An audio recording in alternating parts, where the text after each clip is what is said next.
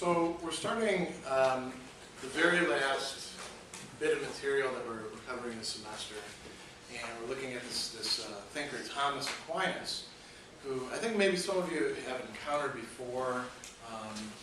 Certainly you heard about him in history classes, but maybe you actually read a little bit of his material before, depending on where you went to school, because he's important in Catholic circles, but also important in he's getting a wider importance in Protestant circles, strangely enough, too. Thomas is building off of Aristotle, and I don't know how much of the history you know, but he was around at the time when Aristotle's works were becoming available again. And Aristotle,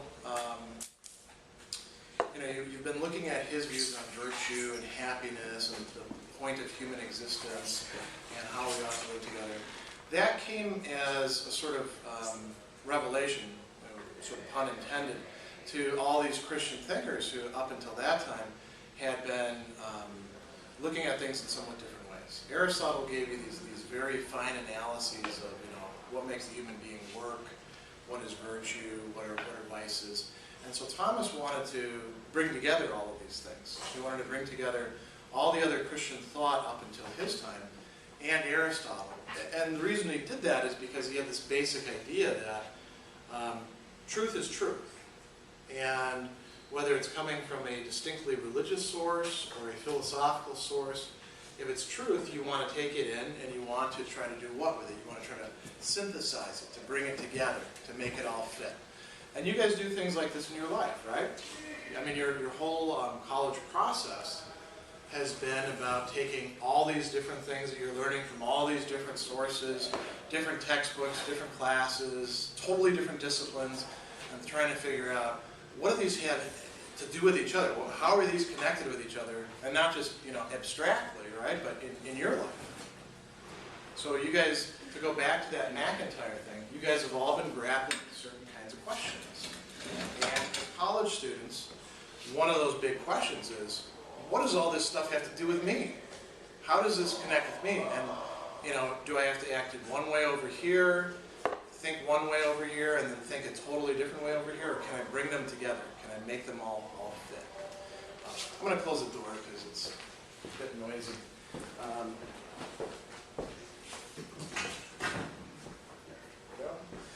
So Thomas is synthesizing Aristotle and previous Christian thought. This quote up here is not by St. Thomas, but it's by somebody else that Thomas drew on, and it's one that I think is particularly good for setting the tone for this material. Our hearts are restless until they rest in you. Does anybody know who said that? It's a really famous passage. You might have come across it before. I'll give you a hint. It was some saint. That doesn't narrow it down that much, does it? Given how many saints are out there. It's a saint before Thomas, because Thomas actually quotes it. It's another guy who's sort of a big, heavy hitter in moral theory, St. Augustine. And what do you think he's talking about? Who's you in this? God. Yeah. And one of the things that you find in these Christian thinkers, and you'll find this too looking at Jewish thinkers, Muslim thinkers, Hindu thinkers, theistic Buddhist thinkers, because some Buddhists actually are theistic, is the sense that there's something that transcends us, there's something that transcends the world that we can see and experience, something that's greater. And until we actually experience or are connected with whatever it is that's greater, we're not going to be truly happy. We're not going to be truly satisfied. That's something that you're going to see in St. Augustine, you're going to see that in Thomas Aquinas, you'll see that in most religious thinkers. And I want to sort of get something out of the way at the beginning. Oftentimes people will say things like, well, you can't bring religion into ethics, or religion and morality really have nothing in common. There's some truth to the worries that lie behind that. But in point of fact, a lot of our moral theory has actually come from religious thinkers and through people who were involved in religious practices and held religious beliefs. And that's still true today. You know, Martin Luther King, for example, who everybody looks to as this, you know, great exemplar for a lot of things, he wouldn't have done what he did if he wasn't a Baptist minister. And he hadn't studied, he didn't just get up to the pulpit and start preaching. He studied theology. And he read Thomas Aquinas, and he read St. Augustine, and he was influenced by these guys. And there's this sense that as soon as we start talking about religion, it becomes totally personal, totally subjective. We can't bring any of this stuff in. That's not what these thinkers hold. And one thing I also want to stress to you at the beginning of this too is we can study this no matter what our religious beliefs are. You can be an atheist and study St. Thomas and get what he's saying. You're probably going to disagree with him on some things, right?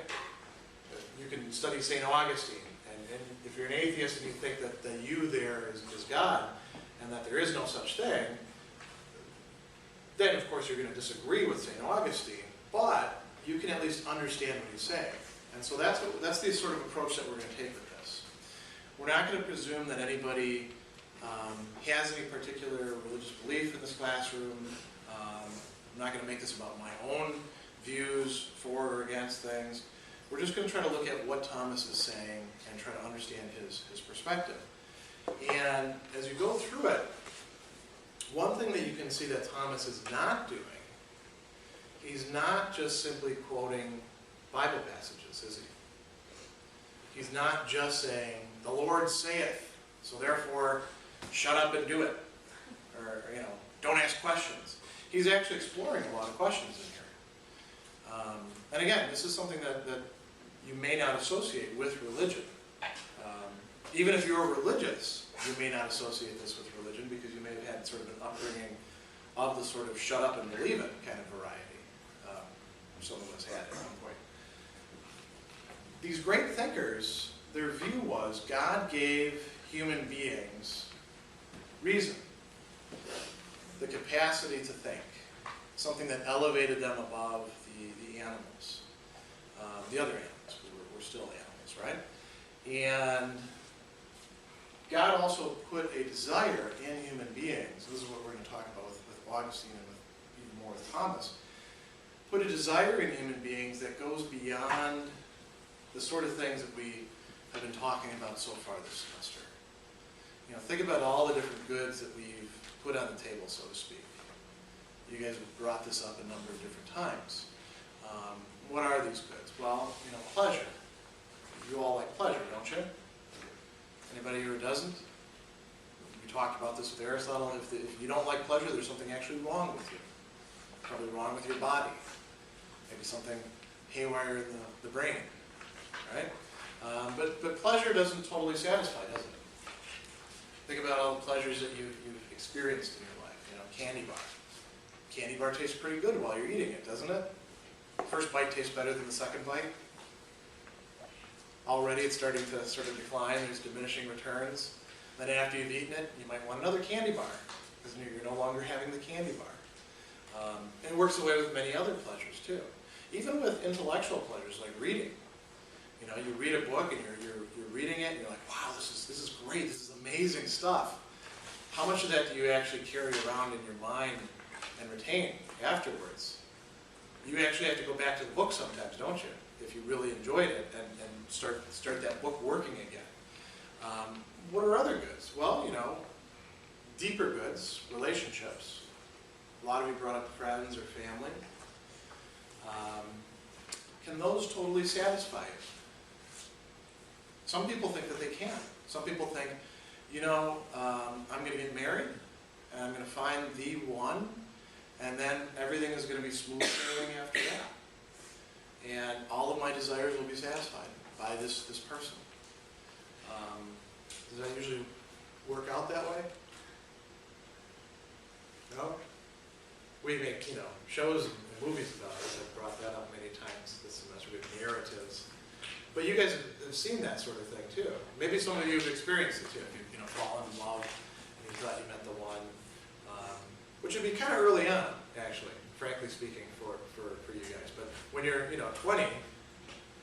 20 seems pretty old, right? When you're 22 seems pretty old. And you could think, I'm going to meet that one. And some people actually do. But even then, your life isn't completely full. What if that person turns out to be bad or abusive? Or they get taken away from you, and now you feel grief. That's not being totally satisfied, is it? Or what if you see that person working really, really hard and getting nothing out of it? You don't feel really that happy about that, do you? What are other goods?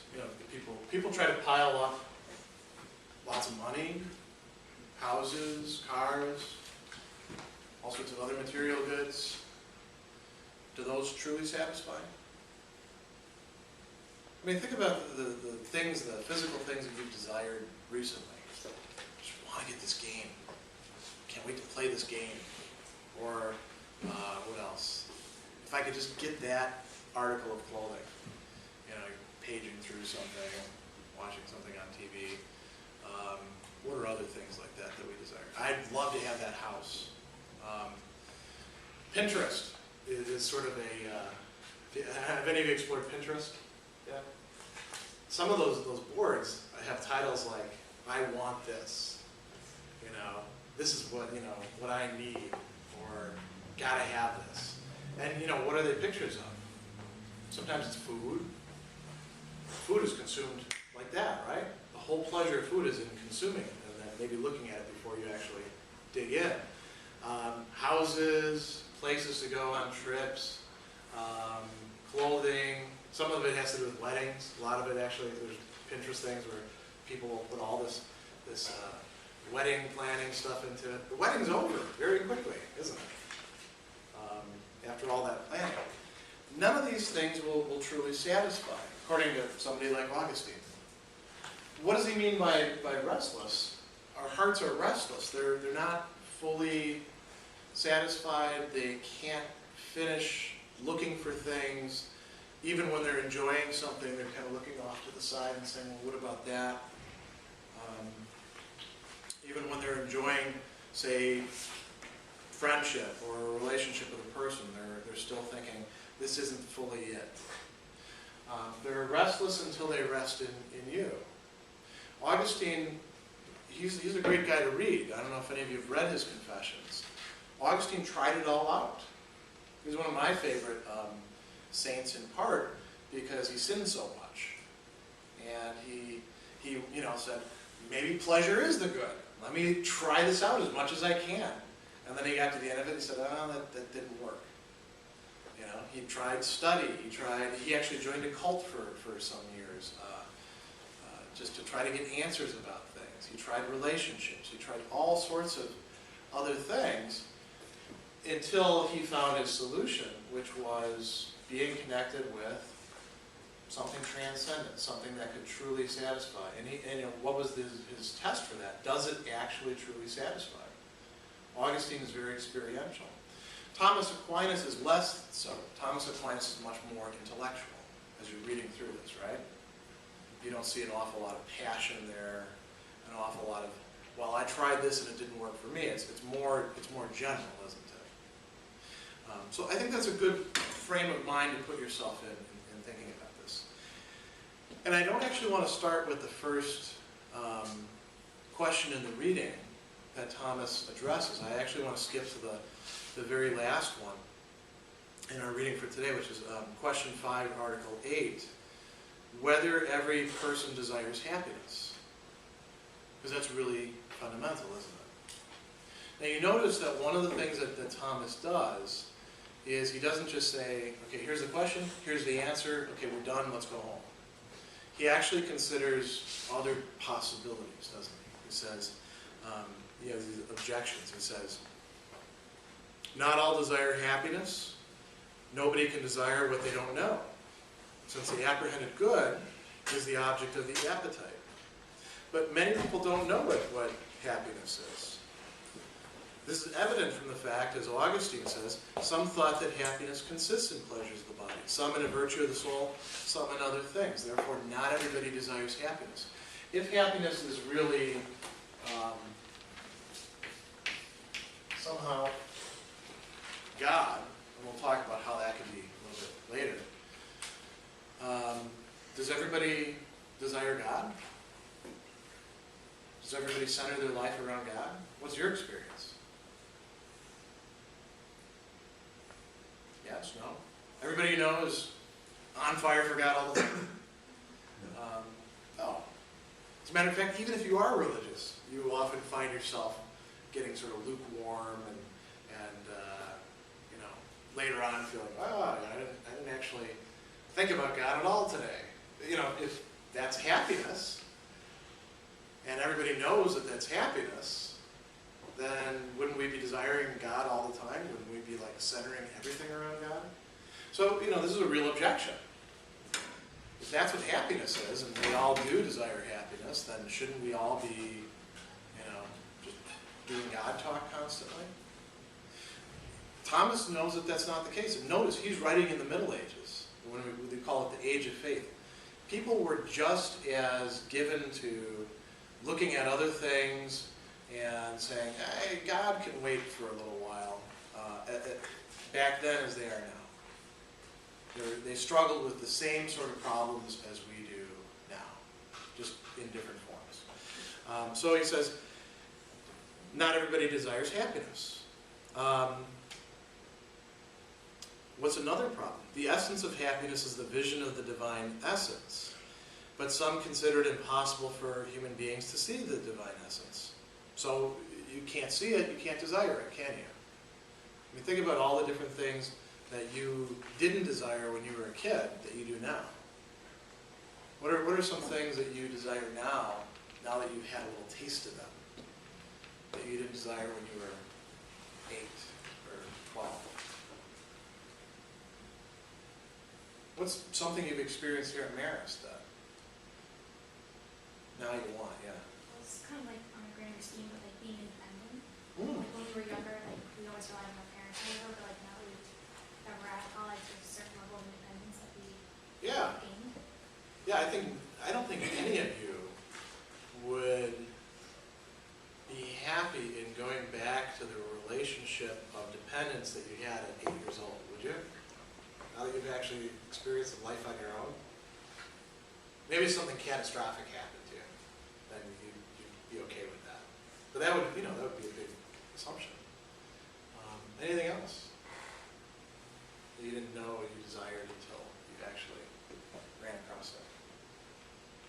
Like, have you been exposed to any kinds of music that you hadn't heard before and now you love it? Yeah? Good. I've gotten really into country music lately. Yeah.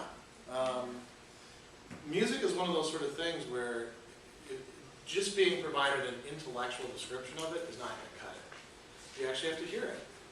And then either it takes hold of you or it doesn't. And once it takes hold of you, you know what it's like to desire music.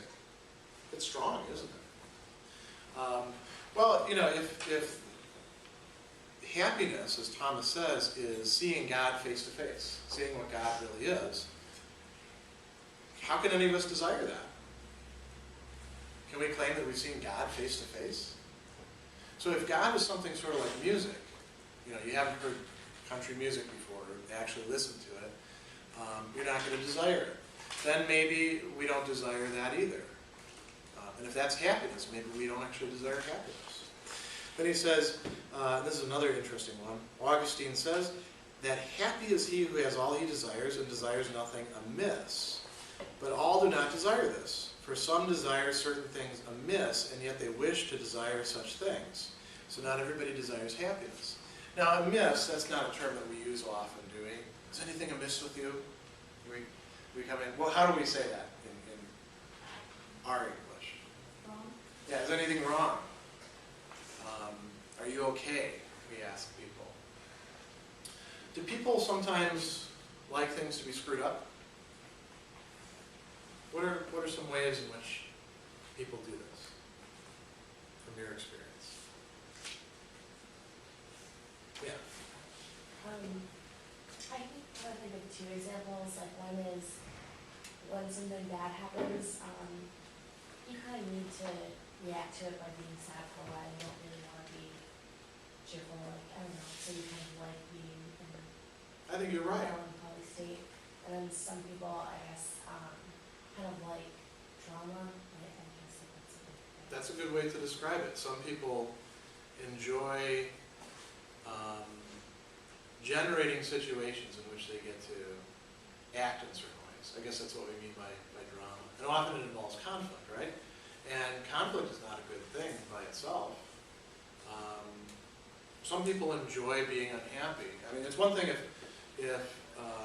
somebody close to you dies, and now you grieve for a while, and you feel sad, and people try to cheer you up, and it doesn't really help that much. That's normal, right? To be grieving about it many years later in the same way, that would be kind of pathological, wouldn't it? Sometimes we desire things that are bad for us, don't we? And we know that they're bad for us, but we still desire them. Sometimes people can get caught in a cycle where they desire things that are bad for them, and then they feel bad about that, and then to make them feeling, bad about themselves go away, they want those things that are bad for them, and it just keeps reinforcing itself. Augustine is pointing this out, or Thomas is pointing this out using Augustine. Some people actually do desire things to be screwed up. So can we say that everybody actually does desire happiness? Well, let's look at his response. He says, I answer that happiness can be considered two ways. First, according to the general notion of happiness, and thus of necessity, everybody desires happiness. General notion, when you talk about having a general notion of something, that means that you can apply it to a lot of different things, and you can't necessarily pin it down. Right? Before you came here to Marist and sat in classes semester after semester and had a lot of different professors, you had sort of a general notion of what college was going to be like? Would you say that? How did you picture it? Probably it's something kind of like high school, but different. Different in what way? Who knows? You actually got to show up and then you find out, right? Now, how many classes have you guys taken? I mean, this is, for most of you, the end of your junior year, and you take on on average 5 classes a semester. So you guys have taken like 30 classes. Some of you more because you took summer classes or online classes or things like that. You have a pretty good handle on what college classes are like. You have a very specific notion, don't you? As opposed to a general notion. So, Thomas says, we all have a general notion of happiness. So all of us desire happiness in that sense. Remember when we were looking at Aristotle, all of us desire happiness, we are all seeking it, and then Aristotle says, okay, what is it then? What is happiness? So then he says, the general notion of happiness consists in the perfect good. Whatever it is that we think is going to fix our lives, whatever we think it is going to satisfy us, whatever we think it is that goal out there that we're reaching for, that's happiness for us. So happiness for me may not be exactly the same as happiness for you. And you probably differ about it, and you change things from day to day. And as you've gotten older, you've gotten a more definite notion of happiness, haven't you? There are things, again, like we pointed out, you desire that you didn't desire when you were a little kid. And then he says, since good is the object of the will, the perfect good of a person is that which entirely satisfies their will. So to desire happiness is nothing else than to desire that one's will be satisfied. And can we have different notions of this? Different understandings of what it will be to be satisfied? You guys wrote papers about this, right? That journal entry. Do you think I just needed to read one to know what my students think? That, yours maybe just stood in for all of the rest. Oh, I've read your paper. You don't need to read anybody else's. No, we all have very different conceptions, don't we? And he says, we can also speak of happiness according to its specific notion, as that in which it actually does consist. And thus all do not know happiness, because they don't know in what thing the general notion of happiness is found. So in one sense, we all do desire happiness.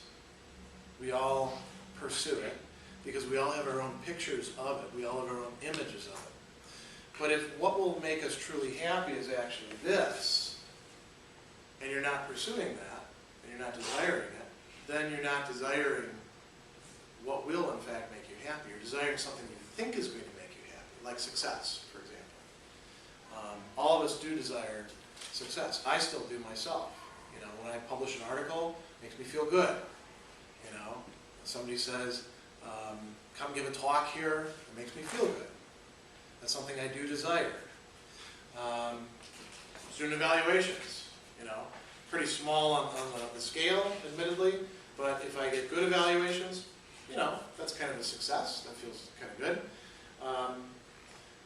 If I wrap my life around that, if I direct my life to that instead of to this, am I truly going to be happy? No, because I'm not truly pursuing what will make me happy. I'm not pursuing happiness itself. I'm pursuing something that's a copy of it. Yeah. Is like that quote also, could you also explain it as like an inner peace, like knowing that, I don't know, is, because happiness oftentimes is like when someone just realizes, like when she was talking about people can't be happy, because usually it's because they don't look at the good things, but they just look at what's wrong. What's missing? Yeah, so would that also be like you realize you have everything, even if it's not, you know? Yeah. Like, if you read Augustine, and a lot of other religious thinkers, you'll see them talking in very similar terms to what you're bringing up. There's sort of desiring God as God, right? And then there's desiring a relationship with God. And part of that relationship, and you see this very clearly in Jewish and Christian, Muslim, Hindu thought, is being okay with how things currently are.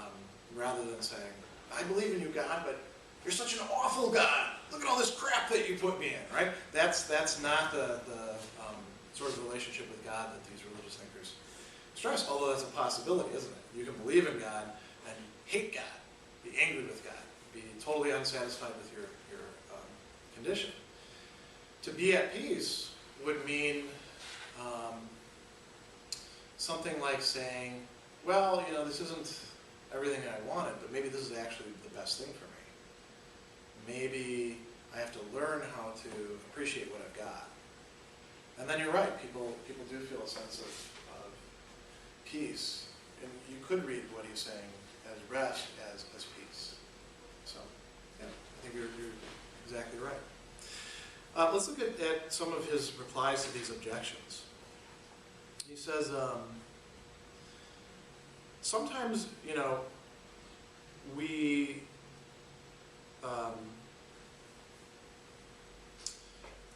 desire something in one way but not in another. So when if what we truly desire is that, you know, seeing God face to face, if that's what would most satisfy us, and none of us tend to think in these terms day to day. Even those of us who are religious don't think, you know, divine essence all the time.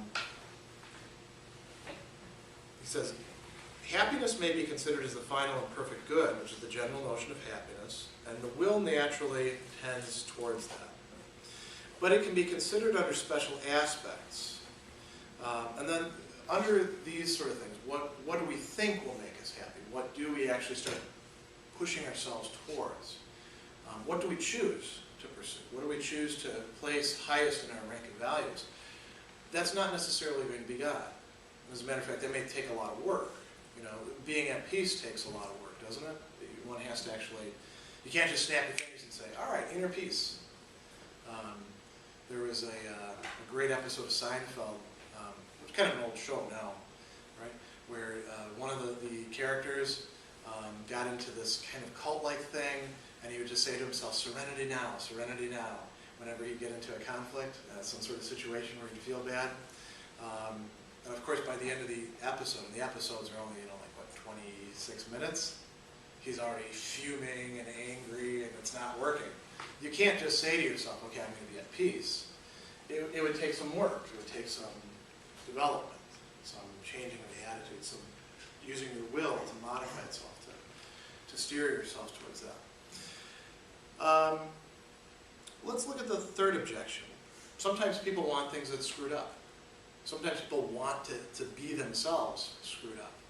So doesn't that disprove the idea that we all desire happiness? Maybe some people really desire to be miserable. Thomas says,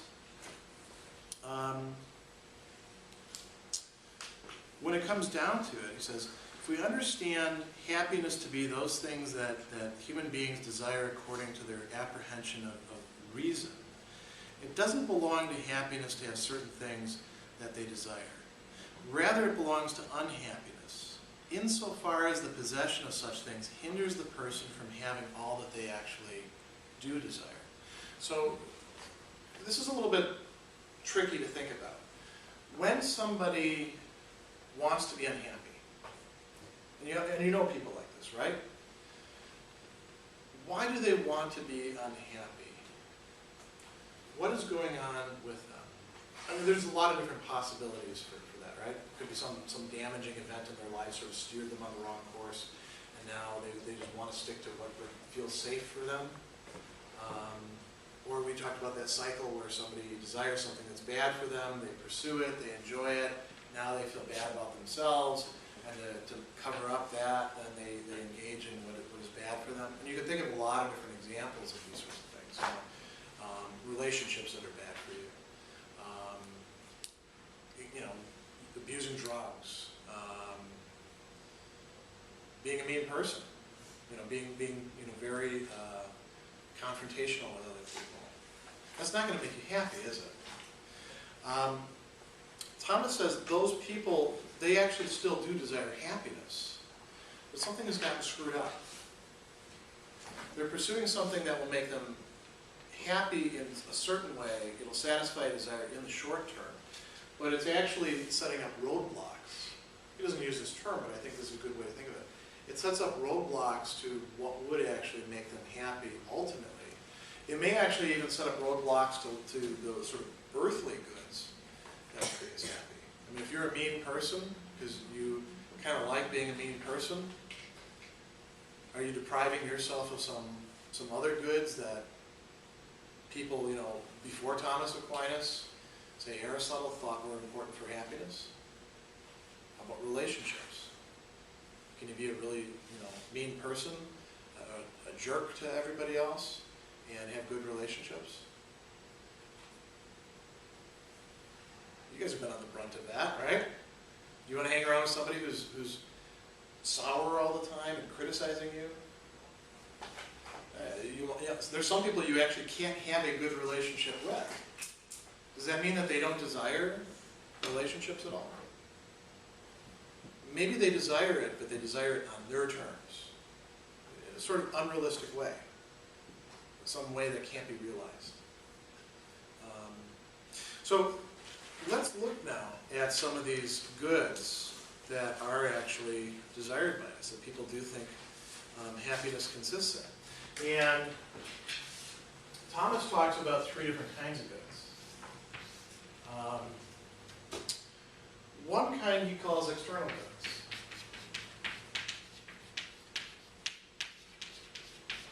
Actually, I misspoke. He talks about four different kinds of goods. Because God is good, right? But with this traditional arrangement of the goods that comes from Plato and Aristotle and goes all the way through ancient medieval philosophy, external goods is one set of goods. And what does that consist in? Well, what's the most external of your goods that you have? What would you say? The one that is least attached to you is you. That's totally replaceable. Yeah. Like the physical, things that you have. How about these? One of these is just as good as any other one. That's the whole point of money, isn't it? It's not like you'd say, oh, this one's worth 2 because it's wrinkled just the right way or anything like that. And I can give this to any one of you, and it's no longer part of my possessions, and it doesn't really have any connection with me at all. I know some people do things like they write things on the dollar bills, you know, to try to get a message out. And that kind of personalizes it a bit, but $1 bill is pretty much like the next. And it works for any sort of wealth. You know, one share of stock is pretty much like the next share of stock. What about other possessions, you know, other external goods? What about your clothes? I don't think there's a single one of you in here whose clothes would fit me, right? So your clothes are a much better good for you than they are for me. You get attached to them, right? I kind of like this tie. That's why I wear it on occasion. I like this jacket. It's part of my stuff. But is it really that connected with me? I mean, I could take this down to Goodwill, couldn't I? For all you know, I may have gotten it at Goodwill. Might have been somebody else's before that. Those aren't really that connected with us. What are other kinds of external goods that aren't possessions? Things that come to us from the outside and we like. They make us feel good. We desire them. Yeah. Other people, maybe? Relationships. Yeah, relationships with other people. And interestingly, Thomas is not going to talk about like friendship or family relations in this discussion about happiness, although I think that's pretty important. I think all of you have seen it as pretty important. He talks about things like fame, you know, glory, honor. Well, we see that these are goods, right? You do desire people to look up to you, don't you? You want people to think well of you, whether they're friends with you or not. You want, you know, to be able to walk around and not have people, it's that girl, that guy. You know, you don't want, you know, bad repute. Some of you probably would like to be successful, not only in the sense of having a lot of nice things, not only in the more, you know, rewarding sense of, you know, feeling like you've actually accomplished something worthwhile, but to actually have people say, yeah, you made it. You did a good job. It might come from family, though, right? Oftentimes we measure success in terms of whether mom or dad are pleased with what we've done. Particularly for first-generation college students, too, right? Graduating is going to be a big event. What else? Power. Well, another relationship we have with people externally is power. Getting to tell somebody to do something. Getting to make them do what we want. Bending them to our will.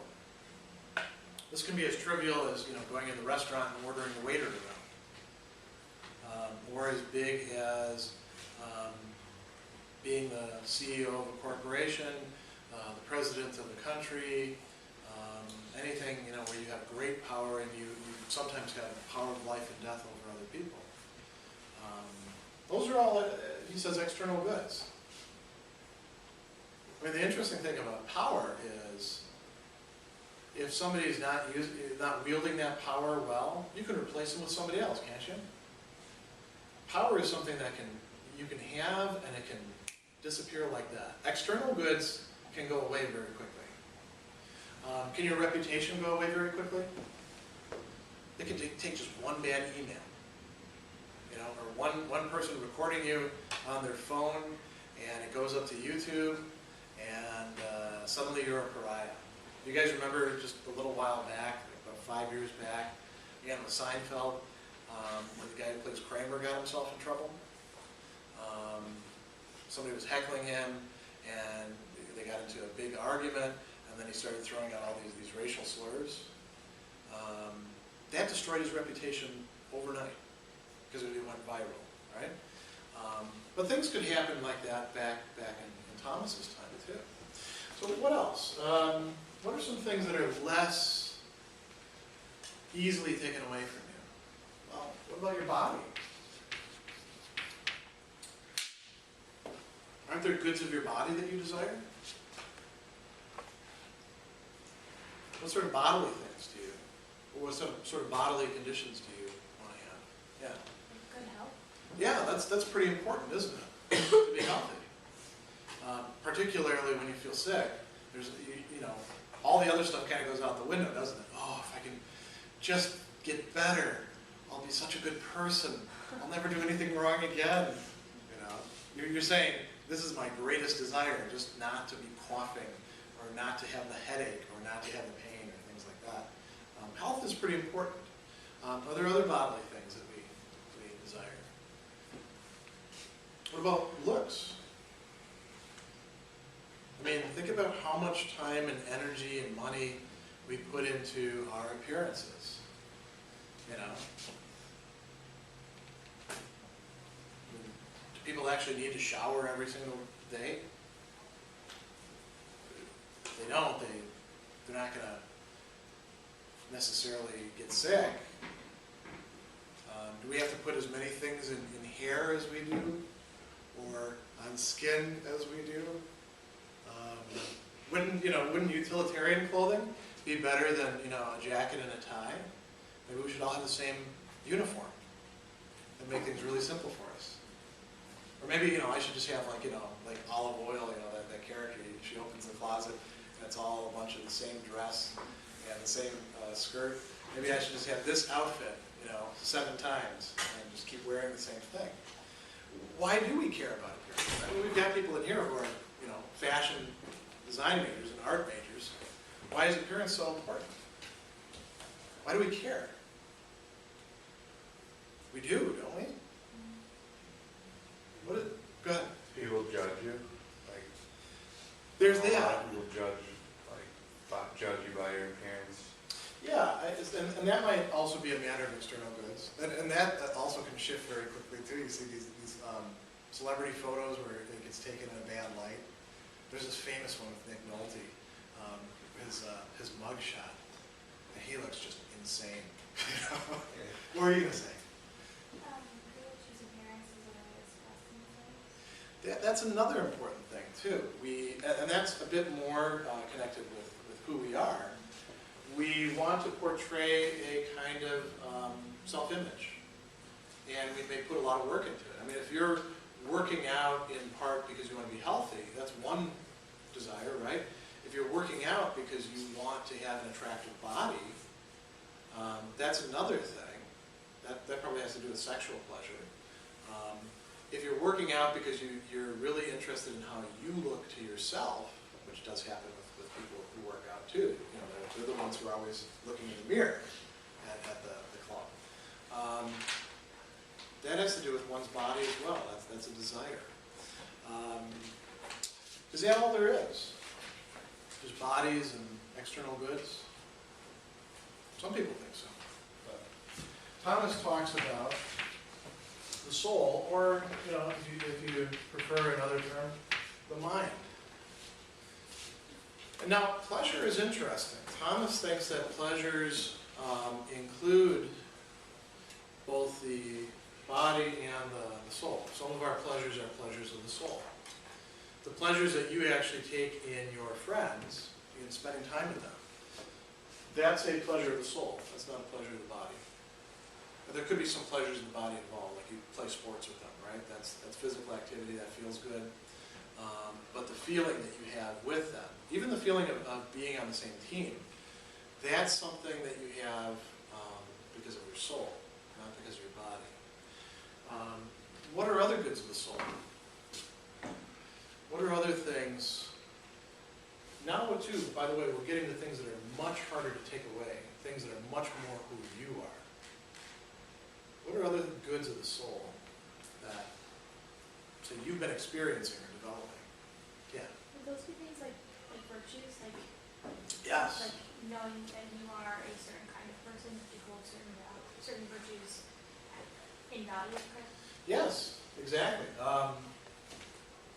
Virtues are goods of the soul. Vices are evils or bads of the soul. A virtue, like Aristotle says, is something that allows us to do our job well. And we don't just have jobs, like you guys have a job as a student, I have a job as a professor, I get home, I have a job as a husband, some of you probably have jobs as boyfriends, girlfriends, but do you have a job overall? An all-encompassing job, a function as a human being. Aristotle thinks you do, Thomas thinks that you do, and those virtues are what allow you to do that well. They allow you to be a good person. good in the broad sense, not just good as a student, good as a professor, good as a comedian, good as a coffee maker, but good as a human being. The virtues allow you to do that. That's very important, and they're not easily taken away from you. Remember back when you guys wrote about your virtues and your vices? Those of you many of you talked about courage. If you actually have courage, and you actually have that as part of your personality, not much is going to take that away. You would actually have to start doing cowardly things to take that away.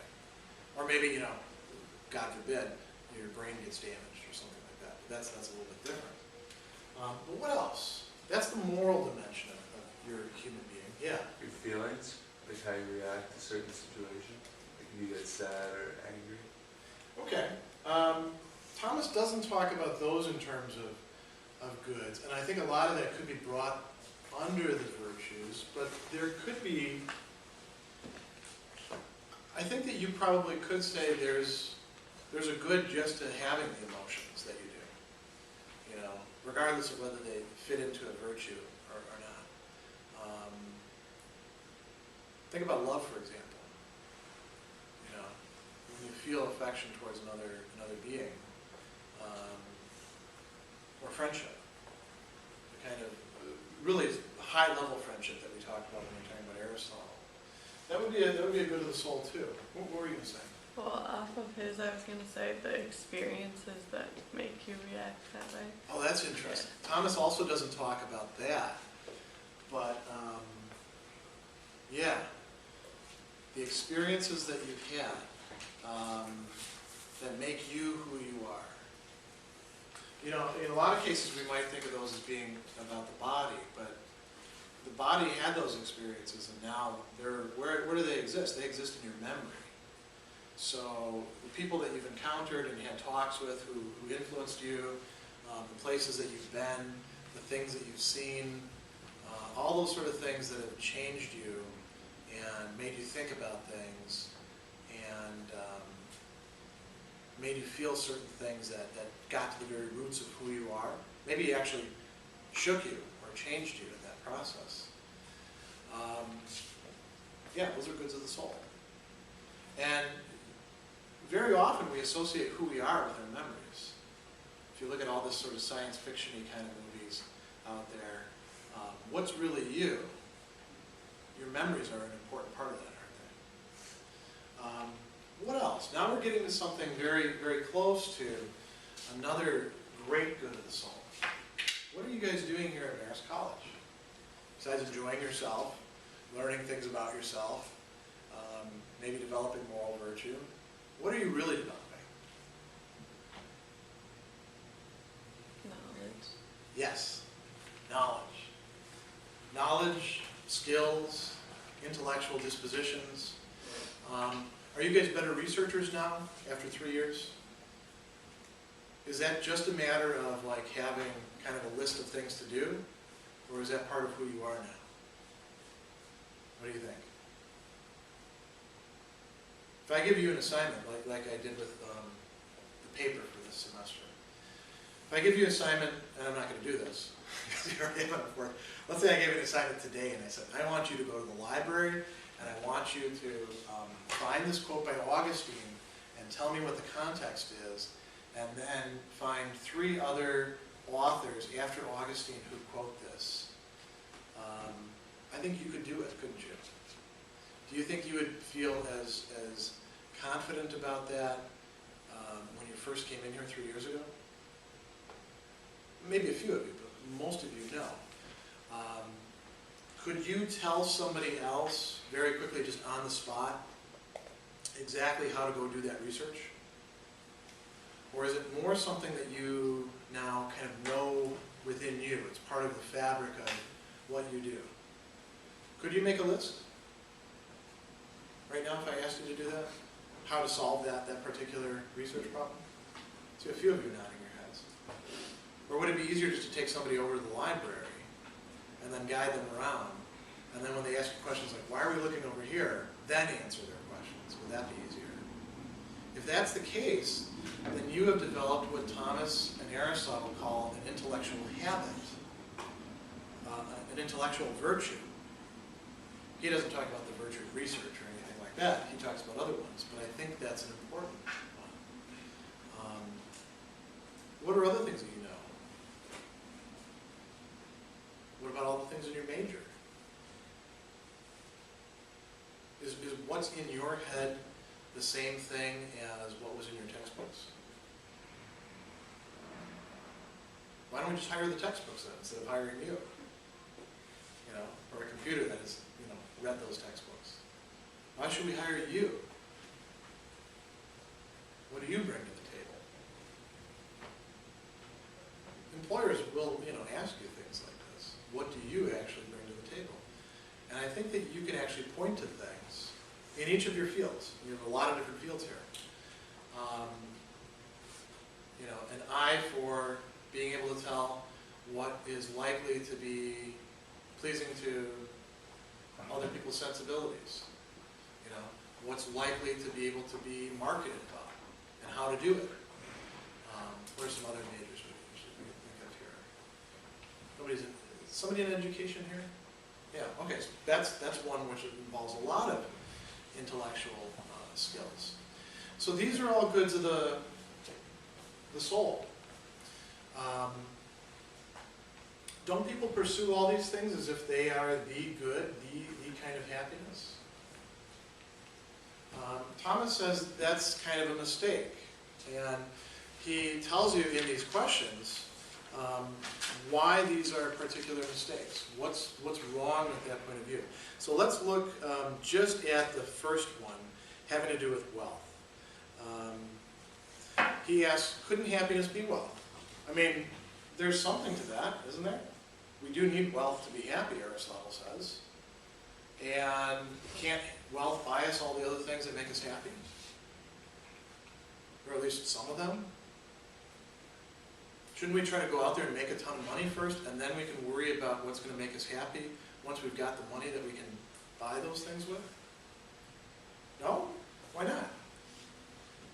I don't know, that just doesn't seem like right, at least to me. Like, I mean, like, sure that money can get you like some things, Yeah. but I feel like there's so many other more like intrinsic goods, kind of like That's kind a of good way thing to put it, that yeah. like you can't just go to the store and buy friendship. You know, like, you know what I mean? Like, I don't know, like Sure. it just doesn't seem. And you can buy facsimiles of it. I mean, you can pay people to follow you around and talk to you like a friend, but they're not really your friends, right? Because as soon as you quit paying them, we talked about this there, so they disappear. Can you buy somebody else's love or, you know, romantic involvement? You can pay them to have sex with you. You can pay them to go around and, you know, pose as a boyfriend or girlfriend. You can't make them fall in love with you by, you know, well, $10,000 didn't cut it. Let me add another, you know, $5,000. Now do you love me? Add another, you know, it doesn't work that way. Can you buy health? In a certain way. I mean, you could buy yourself organs if you need organs, I suppose, on the black market. But if you've abused your body for years and years, you can't make it healthy overnight. You can change your appearance, can't you? Like that plastic surgery. But there's limits to what that can do. I mean, money is not particularly effective as a means to happiness unless you're actually putting your attention somewhere else and cultivating what you call intrinsic goods. Think about the things that you guys have studied and the skills and knowledge that you have. We just talked about it as a good of the soul. Can you buy that? And I don't mean in the sense that somebody else paying you to do their thinking for them, which is what they're doing when they hire you, right? Can they literally buy that knowledge out of your head? Can any amount of money do that? The best they can do is hire you. They can't put that in their head. So like he says, when it comes to wealth, there's two kinds of wealth, Thomas points out. He says there's natural wealth, and this is wealth that's sought for the sake of something else, as a support of human nature. You know, what does he mean by that? Things like food, drink, clothing, our cars, transportation, dwellings, and all that. That's important, but that isn't really happiness. Those are the means that we need for happiness. You're probably going to have a harder time being happy if you're homeless. So shelter is important, right? You're probably going to have a harder time in our society if you don't have a car, frankly. Unless you live in the city, you can take the subway everywhere. If you don't have food and drink, you're going to have a really rough time, aren't you? Probably die. You're not going to be happy if you're dead. Clothing. You also need clothing. And clothing can be comfortable or uncomfortable. It can be, pleasing to the eye or not pleasing to the eye. That is something that's important, but that won't make us truly happy. Then he also talks about artificial wealth. And he says, artificial wealth is that which is not a direct help to nature, like money. Or, what else counts as money in our society? Stocks. What are other things we can exchange against? Things that way. Real estate. Anything that you would invest in just to make money. What are some other examples? Bonds. Bonds, okay, yeah. Fixed rate rather than fluctuating like stocks do. But you get the idea, right? These things are not even the things that will by themselves support your human nature. They're not like food or drink or clothing or anything like that. They're a pure means. But even that isn't going to make us happy. All we're doing there is we're looking at the realm of external goods. So that's where we'll end. And my next class session, I'm going to pick up with that. So, we have 3 different kinds of goods.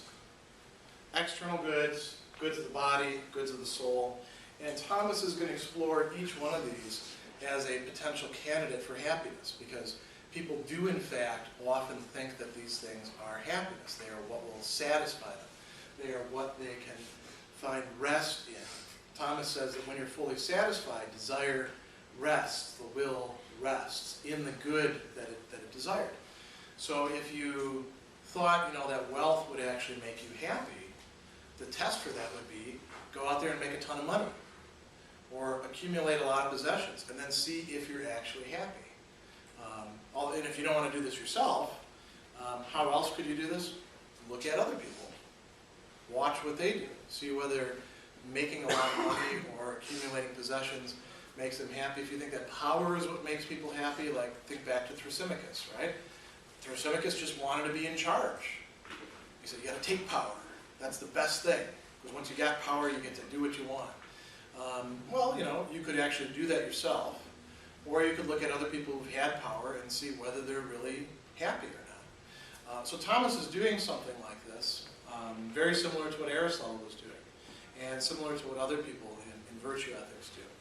So let's look at the first external good, wealth. Thomas says there's really 2 kinds of wealth. There's what he calls natural wealth, and then there's artificial wealth. And these are terms that are a little bit strange for us, because we would think of natural wealth as things like, maybe the land or crops or things like that, right? What he means are the things that serve our needs, particularly our bodily needs. So what are those? What do we absolutely have to have? Yeah. Food, water, Food, air. drink, yeah, air. He doesn't talk about air. I think he sort of takes that for granted, but he didn't have a problem with pollution back then, did he? Yeah. Those are absolute bare necessities. Lacking those, you're going to die. No happiness if you're dead.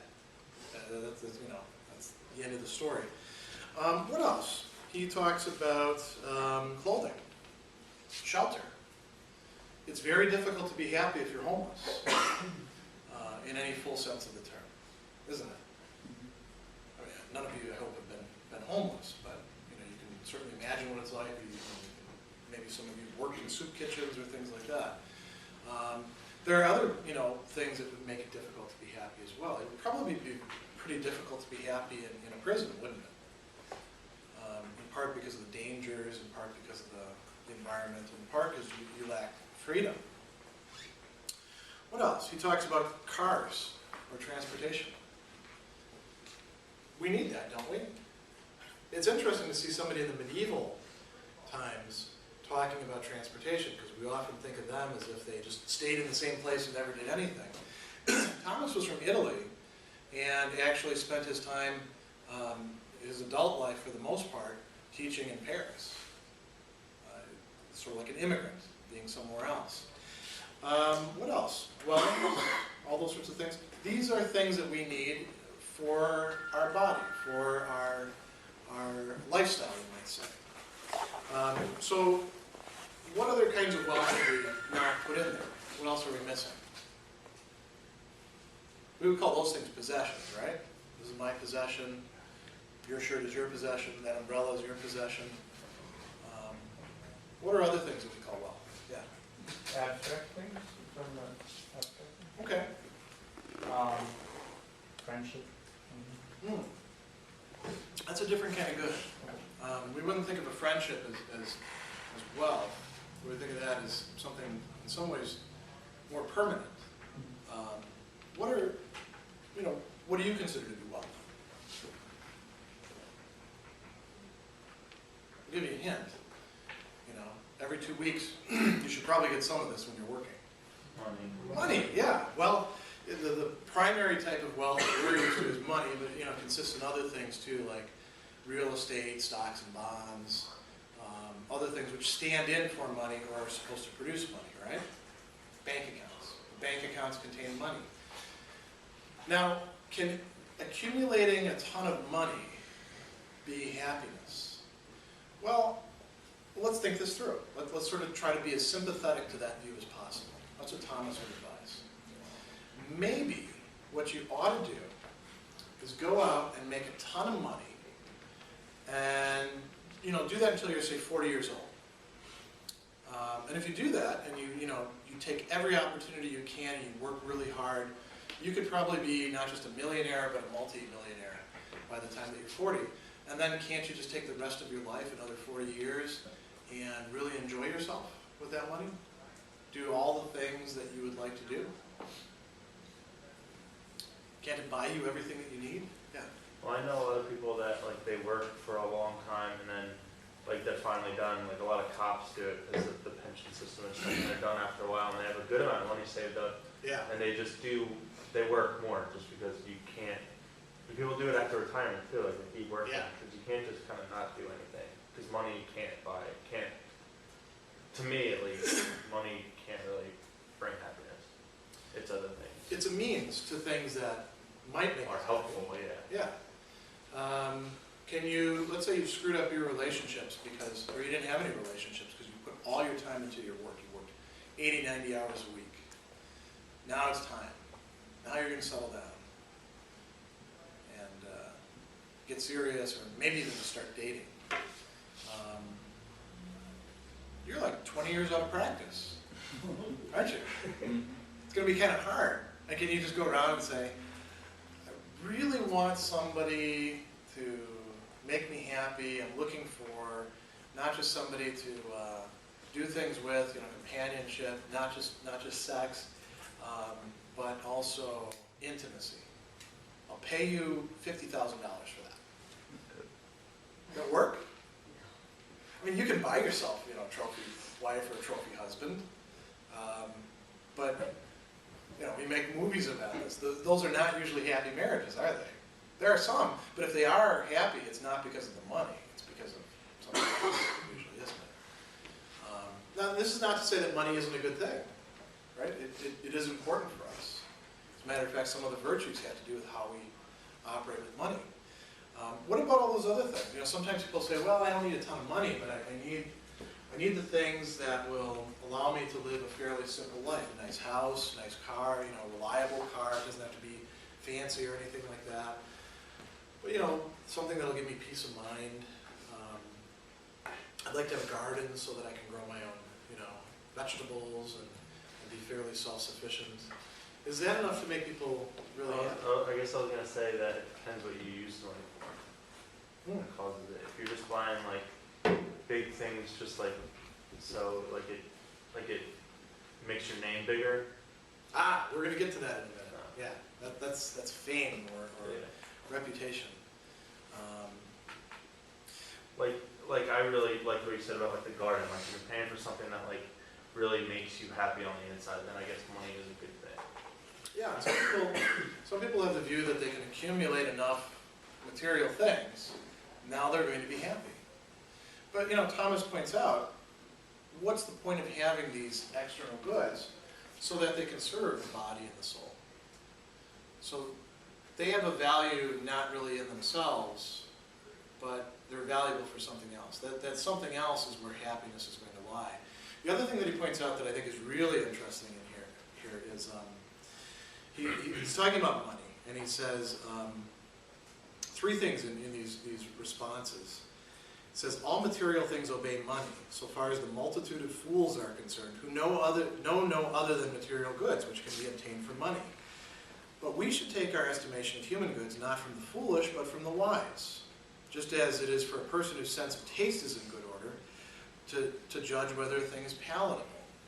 If you go up to the culinary and you want to know whether you should eat this dish made by this person or that dish made by that person, ask somebody who knows food well, right?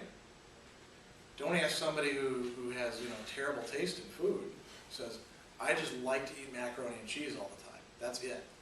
Everything else that's not macaroni and cheese, no good. They're not a good judge, right? Similarly, you wouldn't actually take somebody who says, yeah, anything that you need, you can buy with money, as a good judge, would you? Just by saying that, they're kind of showing themselves as off base. The second thing he says is all things saleable can be had for money. True, right? You get to go here for free. Somebody's paying. I mean, even if you're here on scholarship, that's the school paying itself, or somebody else paid the school ahead of time. But somebody's getting paid. And that good of the soul, education, is not by itself a form of wealth. It's something more permanent, isn't it? But you can buy at least the opportunity to engage in it. Of course, it's not enough just for you to get in here, is it? You actually have to work. If you want Marist to educate you, it requires a lot of work on your part, especially during this last week leading up to final exams. Now you're actually fully conscious once again in the semester of just how much is on your shoulders. Are there things that can't be had for money, though? Thomas says, not so spiritual things, which cannot be sold. What do you think he's talking about there? What are some things that you simply cannot buy? Yeah.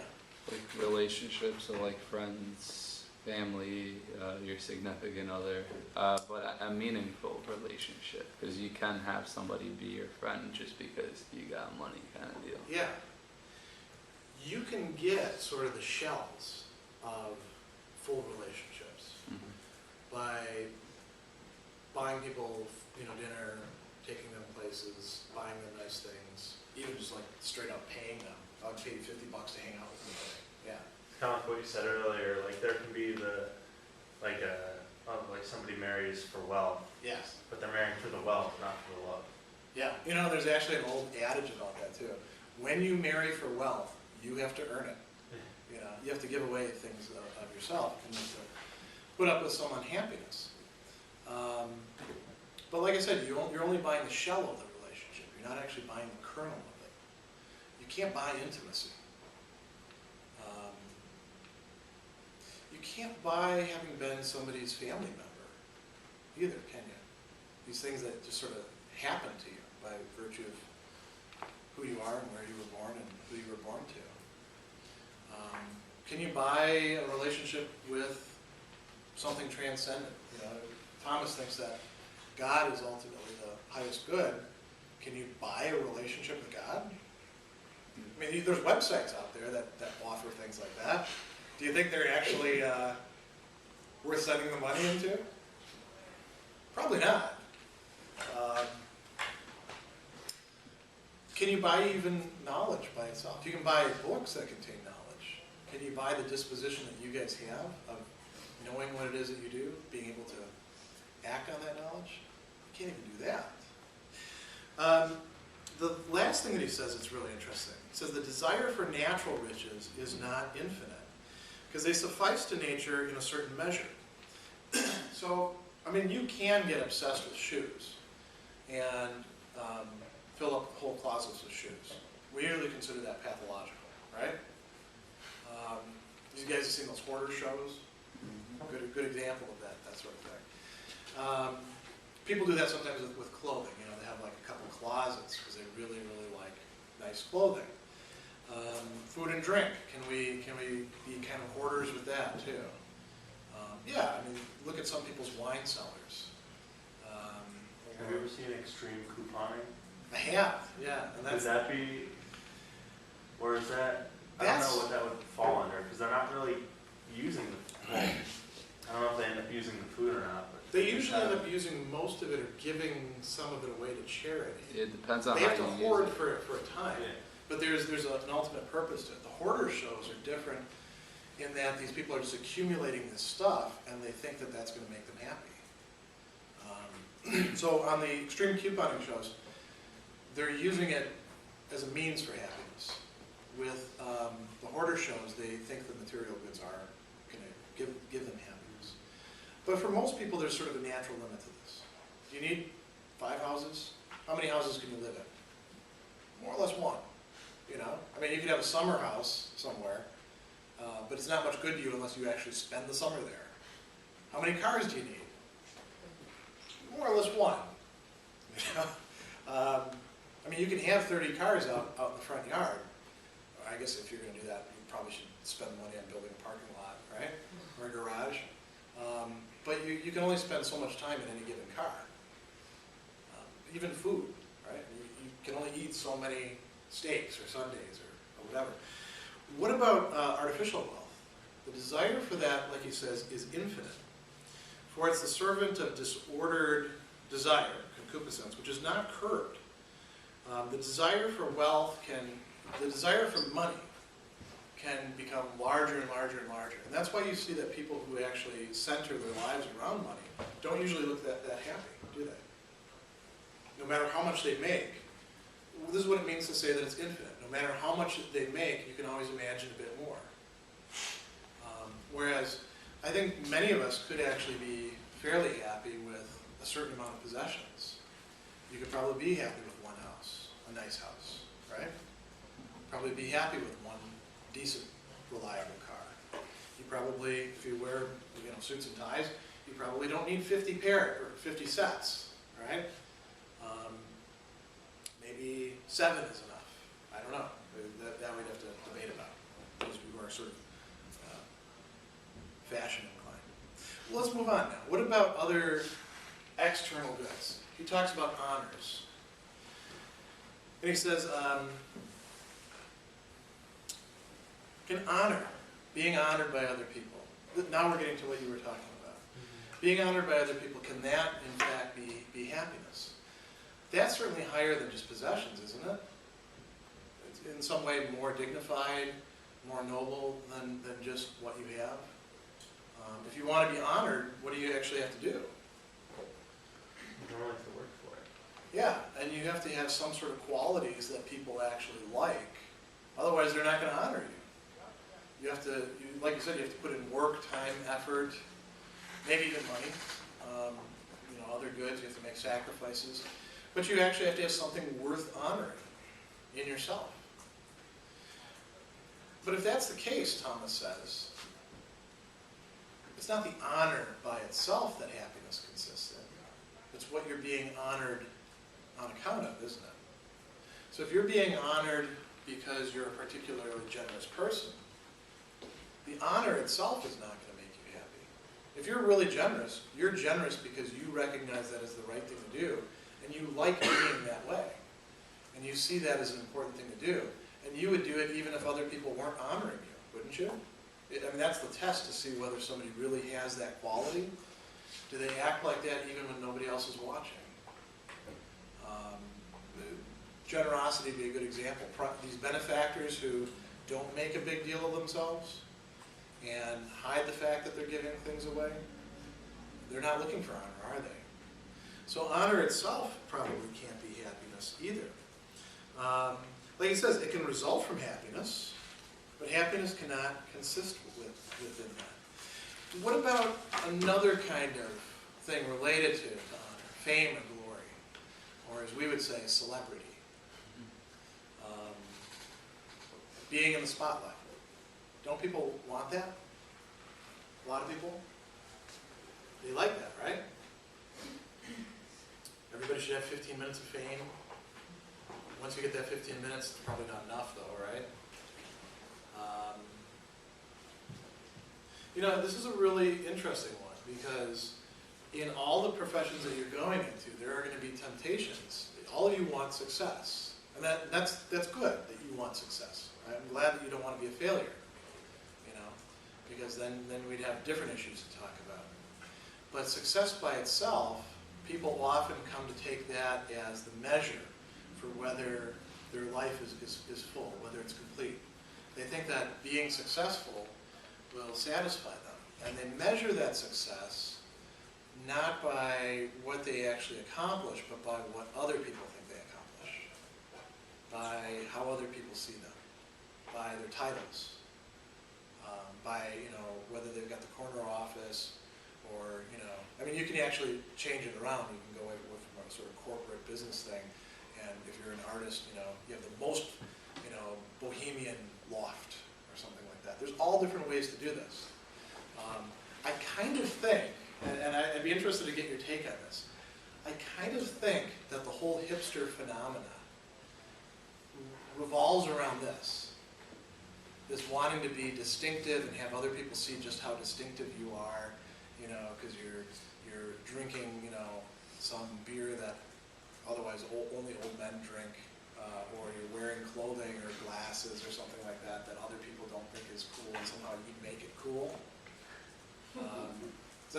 Does this sound right? Do you think that could be along these lines? Those people think that lifestyle, which is sort of seeking a kind of, as Thomas calls it, kind of glory. Do you think that works? Or is that a bad analogy? What do you think? I'm really curious. I don't know many hipsters, yeah. Well, No. I could just go on all day with hipster jokes. Sorry, go ahead. I think we're all taught at a very young age, and like through the media, we're all taught to seek fame. Yeah. So it's understandable that people may act in a certain way to bring attention to themselves or bring about fame. And it is very true that sometimes people want to act differently or be different just for the sake of getting attention rather than that's their actual personality. Yeah. So, how does that fit the hipster thing? Right, basically they, by doing those things that are different, they're attracting attention to themselves. Okay. Yeah, they often talk in terms of irony, like they're trying to avoid attention, but they're doing so in a very attention-seeking way. Right. And you know, there are lots of other ways to do that. Trying to excel, just by itself, if the whole goal of excelling is to have other people look at you and say, wow, that person's a really great singer, or a great player of this game, or something like that. Now, Thomas says that can't be our true good.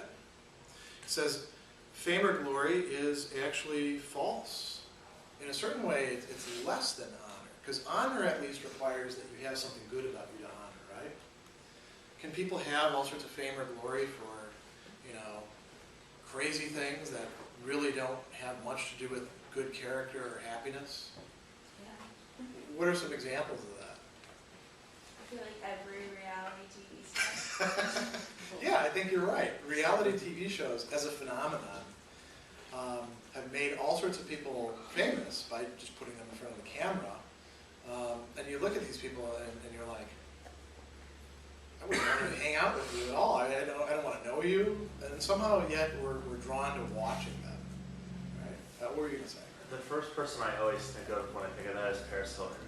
Famous for being famous, right? It's just, Well, it's not just that. Yeah, it helps to have wealth too, doesn't it? No, her video, anyways. That really sort of made her cemented famous. it. Yeah. But she was famous before that. That just sort of raised it even further. Yeah, or think about some of the people that are famous less for good things and more for for bad things. And sometimes, the perception of that can change over time, right?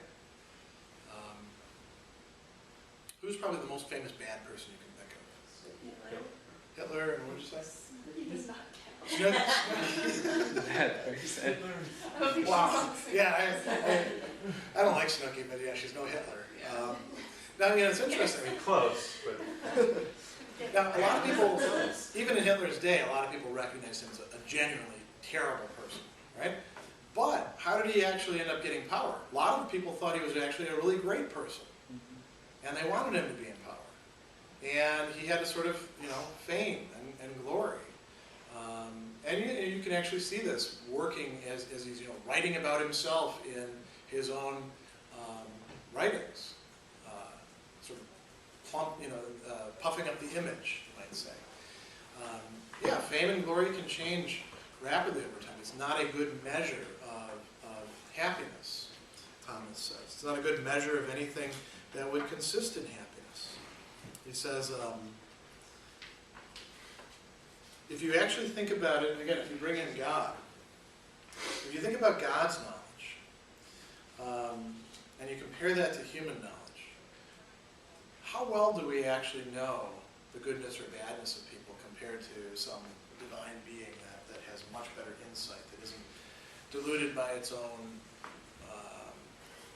relationships or passions or assumptions or partial views on things.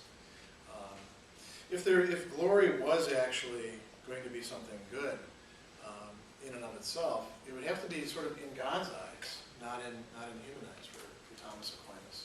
So he rejects that as a candidate for happiness. Now we get to the most interesting external good. What about power? I mean, wealth is nothing compared to power, right? Being able to control other people, being able to tell them what to do, to make them bend to your will. Yeah. Anybody in here watch Game of Thrones? Mm-hmm. The show is about power struggle and all the different people, and is power real? Is it Yeah. you just take power and you claim it? George Martin is really interesting. I actually, I haven't read the books. I watched the show. So. and the shows are actually pretty faithful to the books. Martin is really interesting, in part because his world is very Aristotelian. I actually did a presentation on this recently that I videotaped for a popular culture association. And a lot of other people are sort of making that connection as well. You see people seeking power as an end. How many of you have watched any of that Game of Thrones stuff? That was a small portion. It's in a fantasy world. There's all these noble houses. They're all trying to control the kingdom. They all have a lot of history with each other, a lot of bad blood between each other. And so there's all this vying around and alliance making and wars going on. And sometimes you can't tell who's who, because people betray each other in order to get power. And ultimately it's about who controls the Iron Throne, which is made of swords. Not a really nice thing to sit on. Actually, people get cut sitting on it. But why do they want to do that? Because of the power that it involves. And they kill each other, and they torture each other, and they buy, allies against each other, and scheme and plot, and engage in all sorts of things. And there are actually some morally good people in the series, but not many. Not too many. Most of them are actually either sort of indifferent or actually genuinely bad. And some of the ones who are the most genuinely bad are the ones who are seeking power. So it's an interesting candidate because people often do think that happiness rests in having power. They'd rather be powerful than wealthy. They'd rather be powerful than good. They'd rather be powerful than wise. And why? Well, can't power give you everything that you want? Imagine you were made the president right now. And let's say there was no Congress to get in the way or Supreme Court or anything like that. As a matter of fact, let's not even be president. Dictator for life. They make you dictator for life. You're Stalin. How's that? He Yeah. had a lot of power. Now, Stalin's an interesting guy. One second. then what happened with Stalin? He had absolute power, at least within Russia. Did it make him happy? What happened to him? He became incredibly paranoid. One of the things with power is it's easy to grab, but it's also very easy to lose too, isn't it? And if you act like somebody who wants power, you actually tend to foment other people underneath you trying to get that power as well. So you can never really trust them. He didn't have any good relationships. He could do anything that he wanted, but his life became kind of empty. What were you going to say? To say that the Game of Thrones is perfect for it because the guy who is the king in the beginning, the only thing he wants in the world is like the woman he loved and she's dead. And with all the power in the world, he can't get her back. Yeah. You mean Robert? Yeah, correct. He wants other things too. He likes eating a lot, and he likes. But he does that as like a distraction for what he actually wants. Yeah, you're right. So his life is kind of empty. His wife is like the ultimate schemer, Cersei. She's totally unhappy through the whole thing. If you have a chance, watch it. It is actually a good example of this. Thomas says it's impossible for happiness to consist in power. First, because power has the nature of principle, whereas happiness has the nature of last end. So power is something that lets us get things done, but it's not ultimately the thing that we're desiring, the last end, the final end. Then he says, secondly, because power has relation to good and evil, whereas man's happiness is a proper and perfect good. So happiness might consist in the good use of power, which is by virtue rather than in power itself. Power by itself is neutral, isn't it? It's not good, it's not bad. It really depends on what you do with it. Power can be used for great good, can't it? But it can also be used for terrible evil. It can even be used just for everyday evil. You go into that restaurant across the street, pick any one that you want, and provided you sit down and there's actually somebody waiting on you, you've got some power for a little while, don't you? And you can be a jerk and order people around and make their life kind of miserable, and make them, I don't want this salt shaker, bring me another one. Crazy things like that. Or you can use your power well and not be a jerk and get the meal that you like and maybe even make their day better. It really depends on what you do with it, doesn't it? What would determine whether you use power well or not? There's that old saying, power corrupts and absolute power corrupts absolutely. You guys heard that one before? It's the Lord Acton. Is that necessarily true? What would keep somebody from becoming corrupted by power? Again, if we make you, dictator for life. What was it? Checks and balances. So other people having power? Exactly. Yeah. That's actually the view of power that the founders of this nation had. They lay that out in the Federalist Papers. Yeah. Well, most people that get absolute power are those that are seeking it. And usually most people that are good do not want absolute power. They want power to be shared. Rather than somebody that's bad, they want to have absolute power. And they want to utilize it to get whatever it is they want. I remember maybe 5-6 years ago I was reading Machiavelli's book and The Prince. yeah, oh my god. Because you see a different Machiavelli in the discourses. No, it was the Prince. It was the Prince. Yeah, it was interesting to say the least. Yeah. Yeah, he's pretty upfront about that. Another book that if you haven't read, you should.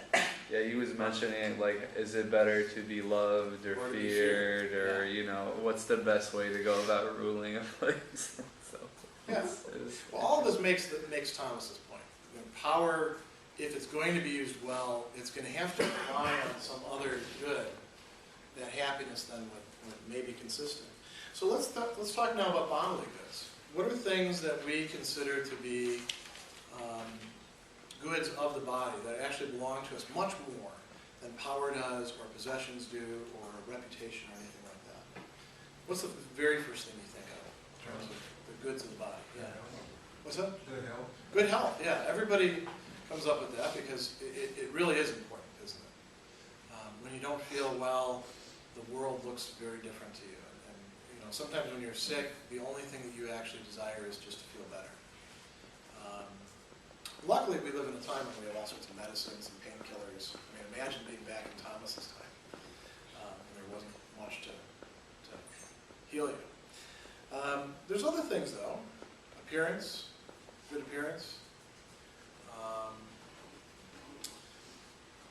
Can that be the good for us? Thomas says something really interesting here. He says, it's impossible for man's happiness to consist in the goods of the body, and this for two reasons.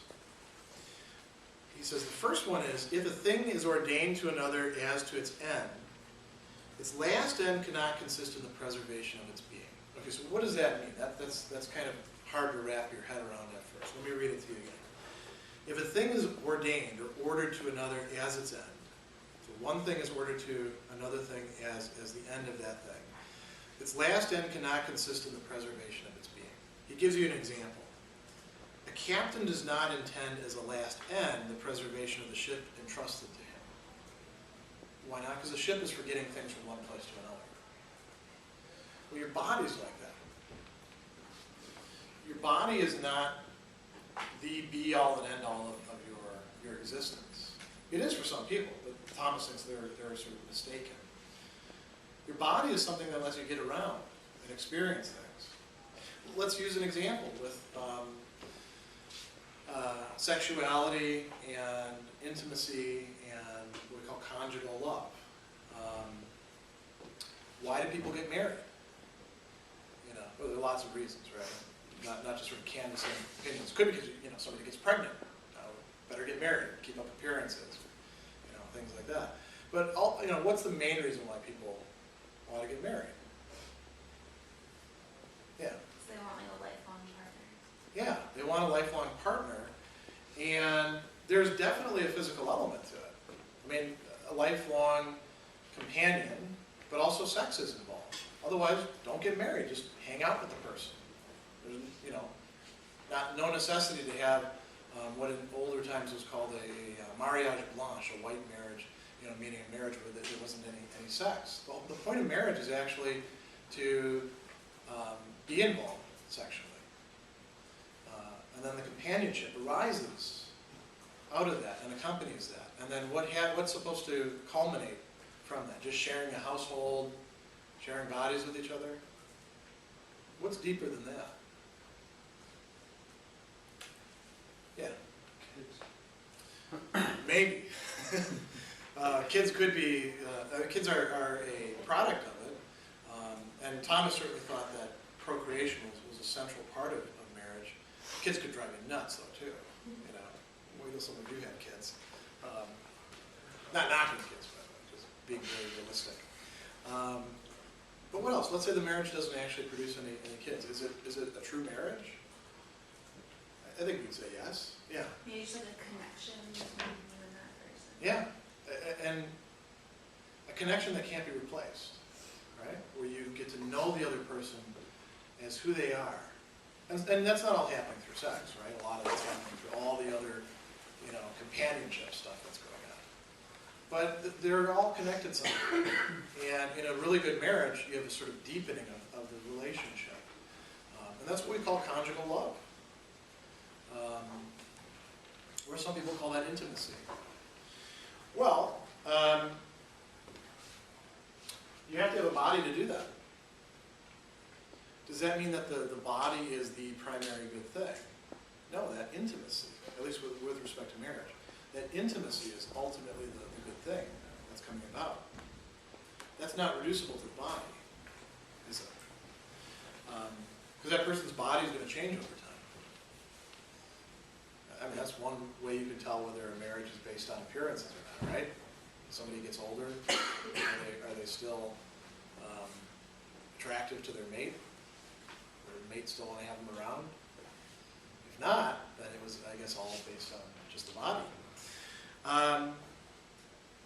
He says, secondly, because granted that the end of man's will and reason be the preservation of the human being's being, it can't be said that the end of the person is some good of the body.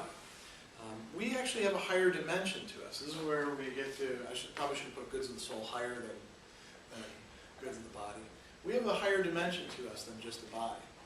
We have a soul. And our soul gives us reason and intellect. That separates us from the rest of the animals. We've talked a lot about this in class. That gives you a particular kind of dignity, a particular kind of worth. Maybe happiness has to be sought there. And before Thomas actually goes on to that, he considers one other thing that kind of bridges the gap between body and soul. Pleasure. Couldn't pleasure be happiness? Aristotle thought, this is a view that actually has to be pleasant. It has to be taken seriously. And some of the people that you've studied this semester thought that, yeah, that's it, right? The hedonists, Epicurus, Aristippus, Bentham and Mill, we looked at 4 different people who said, yeah, happiness is pleasure, or the lack of pain. Thomas says, can it be pleasure? He says, well, let's think about it 2 ways. There's pleasures of the body, there's pleasures of the soul. Why can't it be pleasures of the body? Well, again, this is where we get to what's specifically human about us. What do we experience bodily pleasures through? That which we have in common with the other animals, our animal nature. Dogs like chocolate, right? You're not supposed to give dogs chocolate because it's got something in it that can screw them up. But they'll eat it, won't they?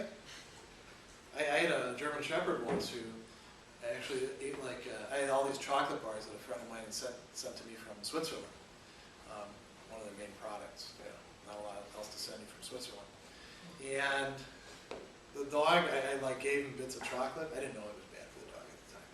So I gave him bits of it, and I didn't realize what I was doing was actually showing him, first of all, where the chocolate came from, and then teaching him, yeah, chocolate tastes great.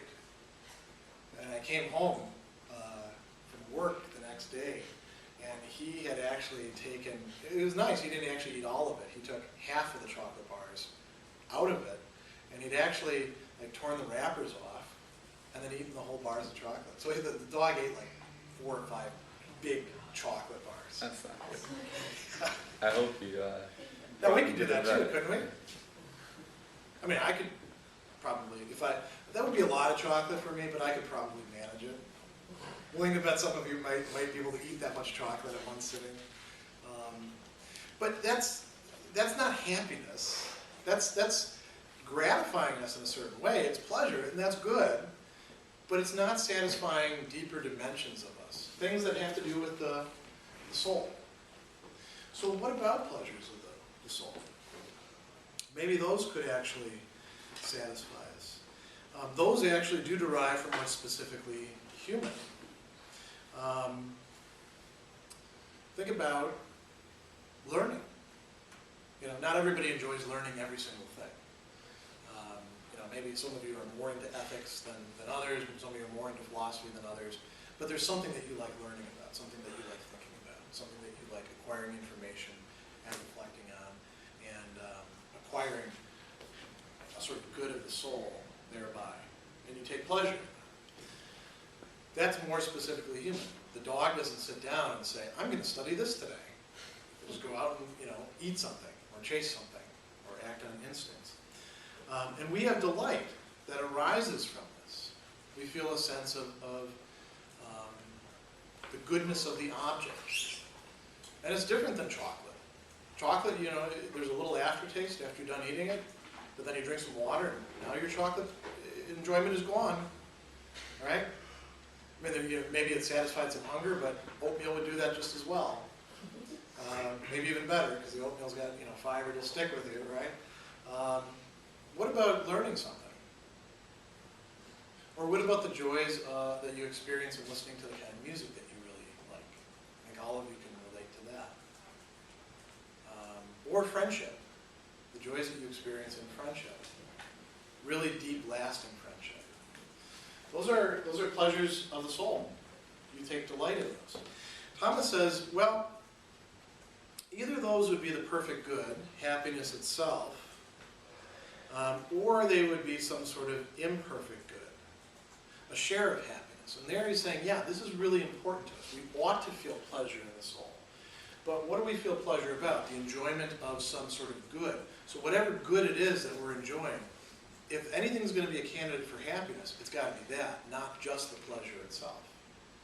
So now we finally move to the highest point, at least that we're capable of by ourselves. What about some good of the soul? Well, what are good things in your souls? Or minds, or personality? If you don't like, if the soul is too theological for you,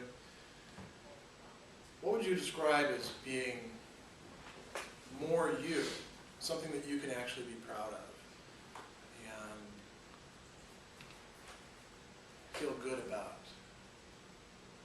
Because all of you have a lot of things like that. Yeah. I mean, earlier we talked about accomplishments. Like, a lot of us have accomplished a great deal just to even get a chance to be here at Marist. Yeah. So the good thing is basically would be your intent behind that. Are you there just so you could get the degree, or are you proud of the fact that, hey, you're here now, you have the opportunity to learn and gain this knowledge Okay. by being here at Marist? So there's something like that you can be proud of. So your intent behind the things that you do. Yeah. So Now, it what keeps also that makes you intent peaceful too. constant? What holds things constant in your personality? You know? Why doesn't it just change from moment to moment? This is where we get to what we were calling virtues, right? Mhm. And those do have to do with your intent, and they often have to do with your emotions. They also have to do with what you actually do.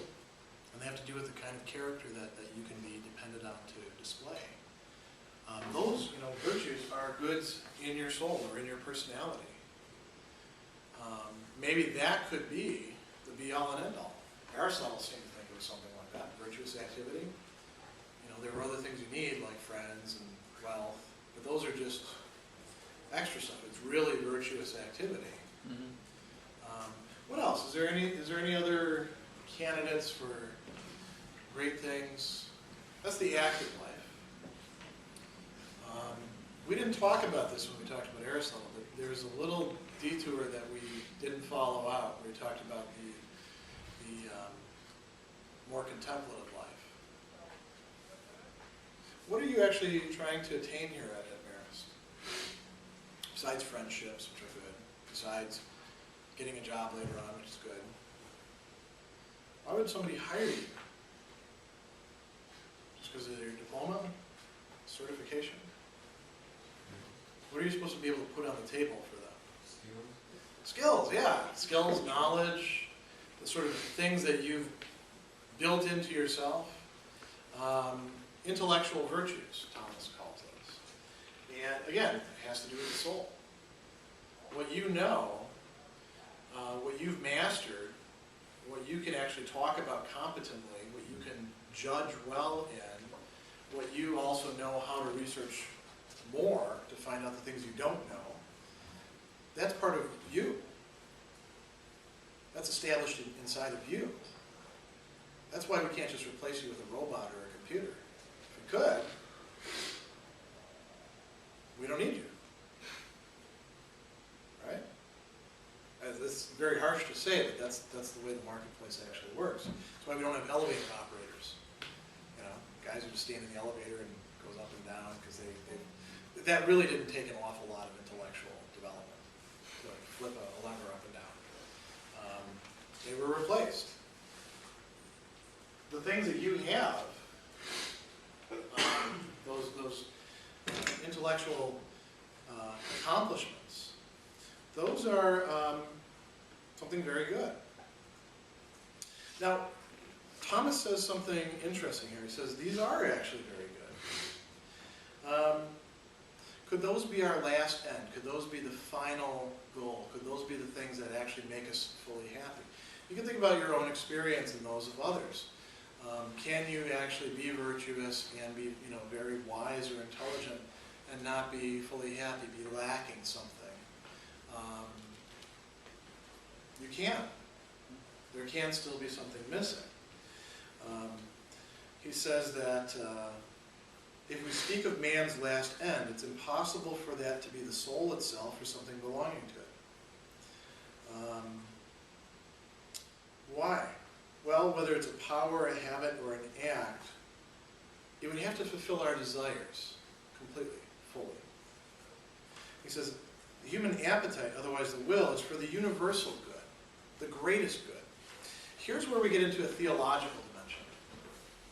If God exists, then it radically changes everything, the whole perspective. Nothing could be fully good if this is left out of the picture.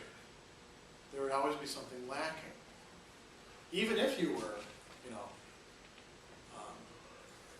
gifted intellectually, and you developed all of your gifts, and you were, a great person morally, and you actually knew it, and you could look at yourself. And even if you threw in all the other things, wealth, pleasure, good body, reputation, all those sorts of things, there would still be something lacking. So we come to this quotation by Augustine. This is a theological point of view, admittedly, right? Augustine says, our hearts are restless until they rest in you. And what's he talking about? God. If there is a God, if there is something divine, if there is something transcendent to human beings, something that is not just, of this world. I don't mean transcendent in the sense of like being bigger than us, like an organization or a nation or something like that, but genuinely transcendent, then that would actually be the good. That would be the highest good. And lacking that, all the other stuff would in some ways be empty. It's not to say that these aren't goods. They're just not complete goods. They wouldn't totally satisfy a person. That's Thomas's point. We're actually going to have to skip through this very quickly. Let me just hit on a few points before we end. So in the very last question in this, or the very last article in this question, he says it's impossible for any created good to constitute human happiness. Happiness is the perfect good, which lulls the appetite altogether. Otherwise, it wouldn't be the last end. If something yet remained to be desired. The object of the will is the universal good. So it's evident that nothing can lull the human will save the universal good.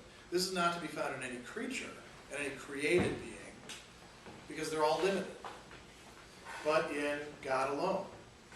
Because every creature, has goodness by participation.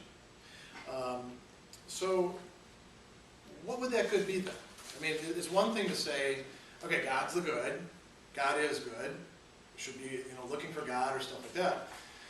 That's kind of vague, isn't it? I mean, that may have actually turned you off when people said stuff like that to you before. I know it turned me off to be told things, sort of platitudes like that. Thomas specifies this, and he says what it means. There's two real important things. He says what this really means is, one, getting to see the divine essence, getting to see what God is, face to face. Not just like, having a Bible and, singing songs about Jesus or things like that, but actually getting to see the thing and understand it as best as we can. I mean, we're limited creatures, so if God exists and God is infinite, we're not going to fully understand God. The other thing is actually, this is where we get back to like moral virtue, having rectitude of will, which means having all of the things about us be directed in the right ways. Thomas thinks that if you actually did see God face to face, you would want everything about you to be squared away. You would want everything to be fixed. All the damaged parts. Everything that could have gone wrong, you'd want to have been fixed in one way or another, to have been altered for the good, so that you could actually participate in relationship. It's one thing to look at somebody who you love from afar and to admire them. It's a very different thing to actually be in a relationship with them, isn't it? To have a back and forth communication. This is going to be a very silly example that I'm going to end with, or a very silly analogy. Thomas doesn't want everybody to be God stalkers. You know, what's a stalker like? A stalker is somebody who admires from afar and, you know, is obsessed with somebody because you know, there's something attractive about that person, and they can't get away from it. So they follow them around, and they check on Facebook. What are they doing? And they get their phone number, and they, maybe they videotape them or something like that. That would be sort of like knowing God without being in relationship with God. Being like a stalker. You'd actually want to be in relationship, have it back and forth. In order to do that, Thomas thinks you would actually have to be a good person. You would actually have to try to work on the parts of yourself that are damaged, are flawed, where you have vices. Now, can this be realized in this life? Not fully. Thomas talks about that in one of these articles. For Thomas Aquinas, true happiness lies not in this life. We can participate in happiness in this life. It actually lies in the next life. So again, very theological dimension there. That again, many of you may have a hard time buying. And so the last thing I'm going to say is it's not really a matter, at least as far as this class goes, of whether you agree with Thomas or even agree with his starting points. It's a matter of trying to understand the point of view that he's getting across. So that's where we'll end.